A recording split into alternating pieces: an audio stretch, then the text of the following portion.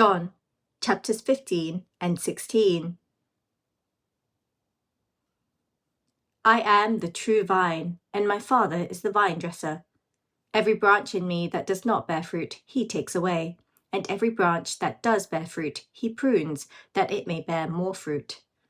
Already you are clean because of the word that I have spoken to you. Abide in me, and I in you. As the branch cannot bear fruit by itself unless it abides in the vine, neither can you unless you abide in me. I am the vine, you are the branches. Whoever abides in me and I in him, he it is that bears much fruit, for apart from me you can do nothing. If anyone does not abide in me, he is thrown away like a branch and withers, and the branches are gathered, thrown into the fire and burned. If you abide in me, and my words abide in you, ask whatever you wish, and it will be done for you. By this my Father is glorified, that you bear much fruit, and so prove to be my disciples. As the Father has loved me, so have I loved you.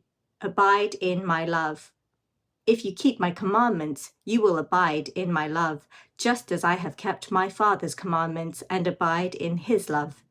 These things I have spoken to you, that my joy may be in you, and that your joy may be full. This is my commandment, that you love one another as I have loved you. Greater love has no one than this, that someone lay down his life for his friends. You are my friends if you do what I command you. No longer do I call you servants, for the servant does not know what his master is doing, but I have called you friends, for all that I have heard from my Father I have made known to you. You did not choose me, but I chose you and appointed you, that you should go and bear fruit, and that your fruit should abide, so that whatever you ask the Father in my name, he may give it to you. These things I command you, so that you will love one another. If the world hates you, know that it has hated me before it hated you. If you were of the world would love you as its own. But because you are not of the world, but I chose you out of the world, therefore the world hates you. Remember the word that I said to you, a servant is not greater than his master. If they persecuted me, they will also persecute you. If they kept my word, they would also keep yours. But all these things they will do to you on account of my name, because they do not know him who sent me. If I had not come and spoken to them, they would not have been guilty of sin. But now they have no excuse for their sin. Whoever hates me hates my Father also. If I had not done among them the works that no one else did, they would not be guilty of sin. But now they have seen and hated both me and my Father. But the word that is written in their law must be fulfilled. They hated me without a cause. But when the Helper comes, whom I will send to you from the Father, the Spirit of truth who proceeds from the Father, he will bear witness about me, and you also will bear witness, because you have been with me from the beginning. I have said all these things to you to keep you from falling away.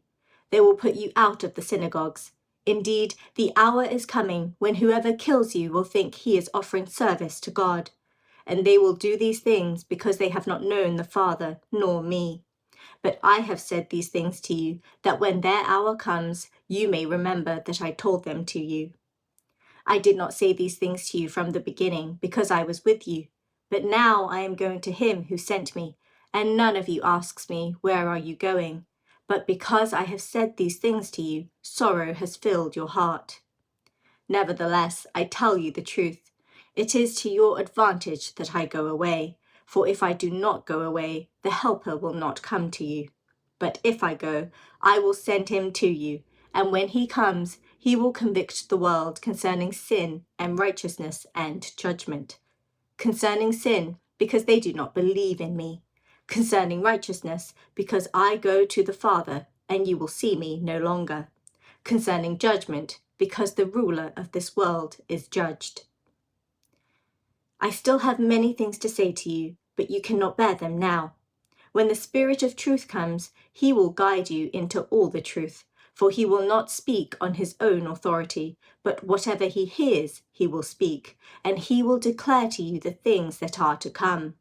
He will glorify me, for he will take what is mine and declare it to you. All that the Father has is mine. Therefore I said that he will take what is mine and declare it to you.